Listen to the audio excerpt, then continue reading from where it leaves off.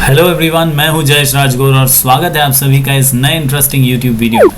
दोस्तों, हम पढ़ रहे हैं 12th स्टैंडर्ड इकोनॉमिक्स का नया syllabus, chapter number 3A demand analysis. और दोस्तों, ये इस चैप्टर का आखिरी वीडियो है। जी हाँ दोस्तों, आज हम पढ़ने वाले हैं कुछ important distinguish between from chapter number 3A demand analysis. Distinguish between अक्सर इकोनॉमिक्स के एग्जाम में 2 मार्क्स के लिए पूछे जाते हैं। दोस्तों, हमेशा से एक एग्जामिनर, एक पेपर चेकर ये एक्सपेक्ट करता है कि मिनिमम 2 पॉइंट्स 2 मार्क्स के लिए स्टूडेंट लिखें। साथ ही साथ अगर आपके डिस्टिंग्विश बिटवीन में डायग्राम की ज़रूरत है तो वो डायग्राम भी एग्जामिनर एक्सपेक्ट करता है। दोस्तों, यूजुअली ये देखा जाता है कि meaning of the distinguish of the term is very essential, यानी हर बार आप जब डिस्टिंग्विश लिखें तो मीनिंग से ही डिफरेंस बिटवीन या डिस्टिंग्विश बिटवीन को लिखने की शुरुआत करें। Meaning has to be your first point. इसके अलावा जो दूसरा या तीसरा आपका जो पॉइंट होगा, it should explain how exactly both the terms are different from each other. इस प्रकार मिनिमम 2 पॉइंट्स तो आपको लिखने ही हैं। यूजुअली हमारा ये सजेशन रहता है कि 3 पॉइंट ज़रूर लिखिए, अगर डायग्राम नेसेसरी है तो वो भी ज़रूर बनाइए। तो चलिए दोस्तों, देखते हैं हम कुछ important distinguish between from chapter number 3A demand analysis. सबसे पहले desire and demand.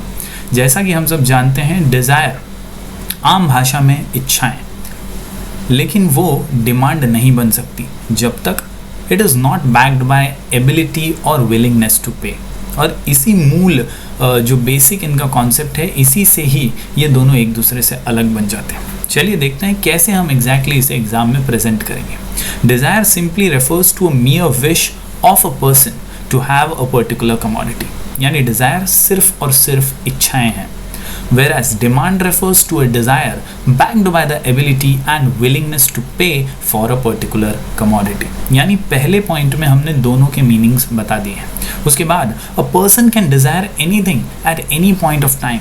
There are no limitations for a desire। Desire के लिए कोई लिमिटेशन या कोई रोक टोक नहीं है।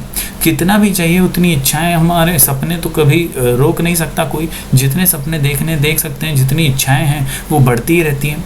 लेकिन वो सिर्फ इच्छाएं हैं, वो पूरी तब होंगी जब आपके पास एबिलिटी और आपके पास वो काबिलियत होगी उसे खरीदने की या डिमांड करने की। सो डिमांड में लिमिटेशंस होते हैं, डिज़ायर में लिमिटेशंस नहीं होते हैं। There are several limitations affecting demand like ability to pay, willingness to buy etcetera.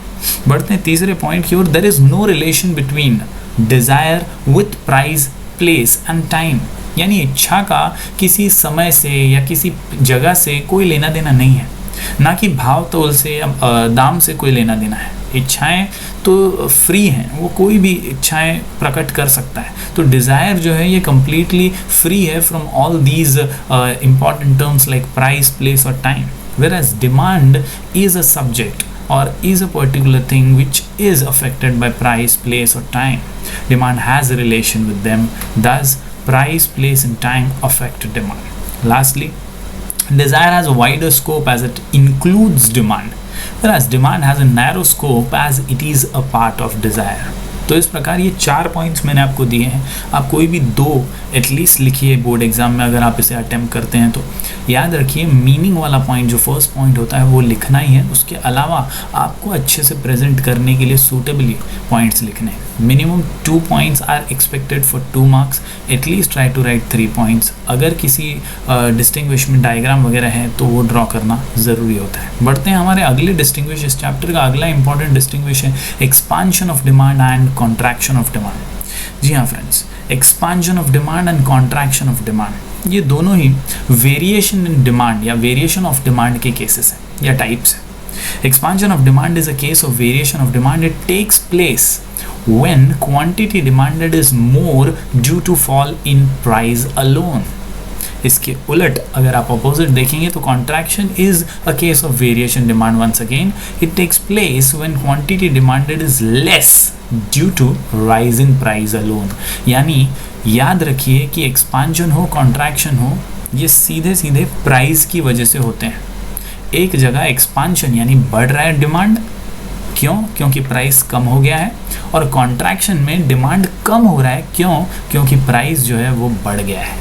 दूसरे पॉइंट में आप देखते हैं the movement is downwards along the same demand curve whereas the movement is upward along the same demand curve. मैं चाहूँगा कि यहाँ पर आप लोग डायग्राम ज़रूर बनाएं। टेक्स्ट बुक के PDF में आपको डायग्राम दिया हुआ है, तो वो प्रैक्टिस करें और ज़रूर सेकेंड और थर्ड पॉइंट में आप डायग्राम्स के साथ इस डिस्टिंग्विश को प्रेजेंट करें। बढ़ते हैं हमारे तीसरे इंपॉर्टेंट डिस्टिंग्विश की ओर, ये है increase in demand and decrease in demand. जी हाँ दोस्तों, दिखने में थोड़ा बड़ा दिख रहा होगा, 4 पॉइंट्स मैंने यहाँ पर डाले हैं। आपको once again I will repeat, 2 points तो एक्सपेक्टेड हैं ही, डायग्राम अगर है तो वो भी ज़रूरी है, वो बनाइए तो आपको 2 मार्क्स मिलने की प्रोबेबिलिटी बढ़ जाती है। अब increase in demand, decrease in demand, ये चेंजेस इन डिमांड जो मैंने पिछले वीडियो में बताया उसके बारे में, उसके 2 टाइप्स हैं। क्या है exactly? Increase in demand refers to a rise in demand. Due to changes in other factors, price remains same. Whereas decrease in demand refers to fall in demand. Due to changes in other factors, price remains same. यानी increase और decrease में price same ही रहेगा, जो दूसरे factors हैं वो change होने वाले हैं। इंक्रीज में याद रखिए डिमांड बढ़ रहा है क्योंकि फैक्टर्स जो है फेवरेबली चेंज हो रहे हैं, और डिक्रीज में याद रखिए कि डिमांड कम हो रहा है क्योंकि फैक्टर्स जो है अनफेवरेबल चेंजेस में है, और प्राइस तो दोनों में सेम ही रहता है।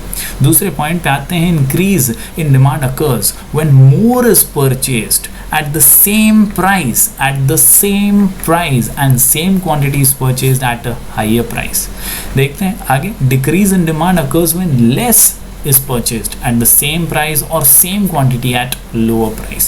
यानी याद रखिए कि प्राइस जो है वो सेम है, बस सेम प्राइस पे ज़्यादा खरीदा जा रहा है या सेम प्राइस पे कम खरीदा जा रहा है, इस डिक्रीज इन डिमांड। तीसरा पॉइंट जो है ये आपको और स्पेसिफिकली बता देगा कि what exactly are the factors which result in increase और डिक्रीज इन डिमांड। क्या ऐसी वजह है, क्या ऐसे फैक्टर्स हैं जिनकी वजह से इंक्रीज इन डिमांड या डिक्रीज इन डिमांड होता है? तो increase in income, increase in price of substitutes, decrease in price of complementary goods, increase in population when goods are in fashion.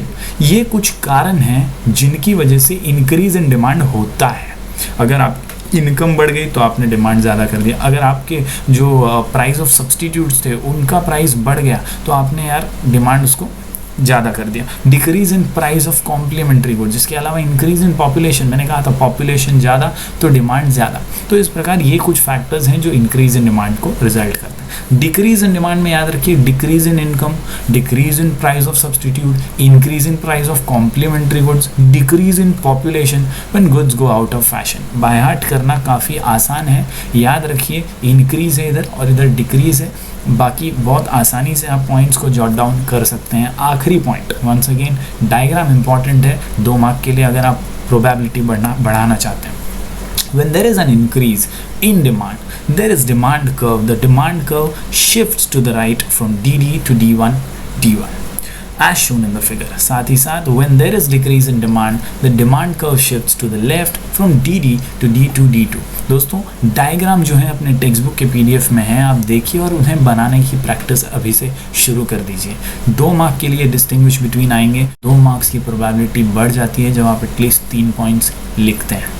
Usually it is expected कि minimum आप 2 points लिखें, लेकिन ज़्यादा लिखेंगे तो अच्छा है, डायग्राम वगैरह बनाएंगे तो आपकी प्रोबेबिलिटी 2 मार्क्स हासिल करने की बढ़ जाती है। तो इस प्रकार यहाँ पर हमारा ये चैप्टर ख़त्म होता है।